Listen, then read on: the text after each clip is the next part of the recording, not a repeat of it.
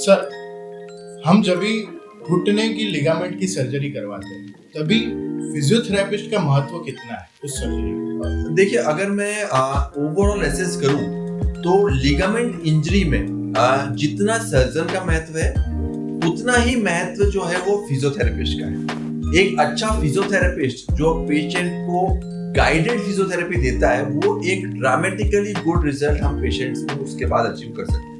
तो जो फिजियोथेरेपिस्ट है अगर वो अच्छा है,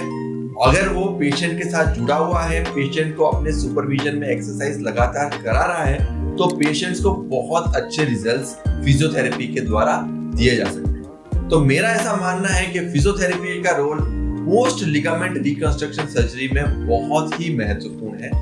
और कई बार यह रोल जो है हमने देखा है कि निग्लेक्ट किया जाता है। फिजियोथेरेपिस्ट को जो डिजायर्ड इंपॉर्टेंस मिलनी चाहिए वो नहीं मिलती है, परंतु हम स्पेसिफिकली हमारे हर मरीज जिनकी भी हम लिगामेंट ACL सर्जरी करते हैं उनको स्ट्रांगली एडवोकेट करते हैं कि वो एक अच्छे फिजियोथेरेपिस्ट के पास फिजियोथेरेपी ज्वाइन करें, उनकी गाइडेंस में अच्छे से फिजियोथेरेपी करें, फिजियोथेरेपी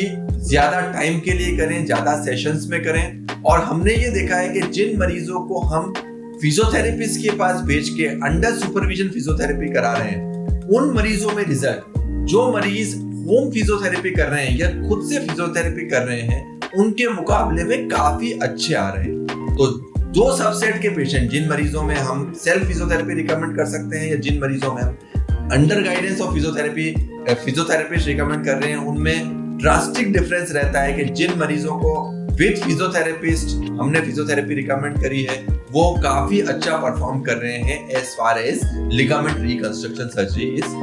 कंसर्न्ड। तो टिपिकली ACL सर्जरी में पोस्ट रिहैब में एक फिजियोथेरेपिस्ट का बहुत ही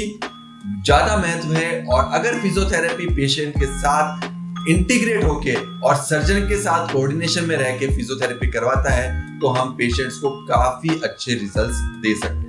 हमारा ये मानना है कि यह फिजियोथेरेपी पहले ही हफ्ते में शुरू कर देनी चाहिए। जब भी मरीज की सर्जरी होती है 3-4 दिन उनको थोड़ा दुखावा, पेन वगैरह रहता है, तो उसके बाद हम यूजुअली केस जो है वो फिजियोथेरेपिस्ट को हैंडओवर कर देते हैं और फिजियोथेरेपिस्ट को निर्धारित प्रोटोकॉल्स के अनुसार पेशेंट के पास या तो होम फिजियोथेरेपी या फिर ऑफिस बेस्ड या फिजियोथेरेपी, क्लिनिक बेस्ड फिजियोथेरेपी उसके बाद करानी चाहिए। इनिशियल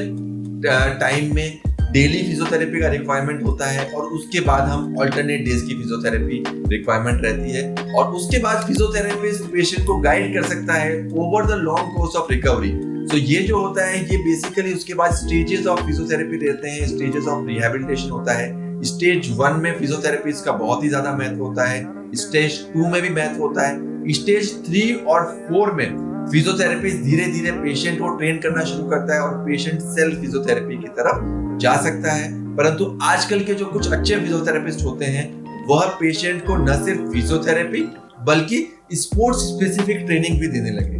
तो इन मरीजों में स्पेसिफिकली जो पेशेंट्स एथलीट्स हैं, स्पोर्ट्स खेलते हैं, वो जो अपने गेम में वापस जाना चाहते हैं, एक अच्छा फिजियोथेरेपिस्ट सिर्फ फिजियोथेरेपी तक ही सीमित नहीं रहता है, वह पेशेंट को या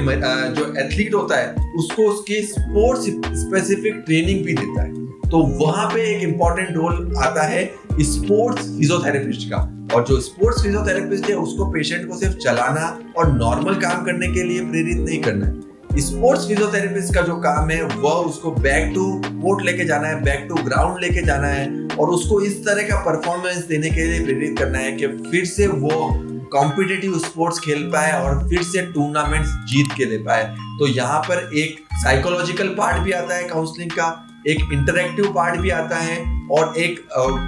एंड्योरेंस और स्पोर्ट्स स्पेसिफिक परफॉर्मेंस ट्रेनिंग भी आती है जो कि एक अच्छे फिजियोथेरेपिस्ट के जो उसका स्पेक्ट्रम है उसके अंदर आती है। तो ओवरऑल मैं कह सकता हूँ कि एक अच्छा फिजियोथेरेपिस्ट एक ACL पेशेंट के लिए उसकी रिहैबिलिटेशन के लिए बहुत ही आवश्यक है और अगर वो फिजियोथेरेपिस्ट अच्छे से फिजियोथेरेपी कराता है तो हम पेशेंट्स में ACL सर्जरी के बाद जादुई रिजल्ट्स अटेन कर सकते हैं। धन्यवाद।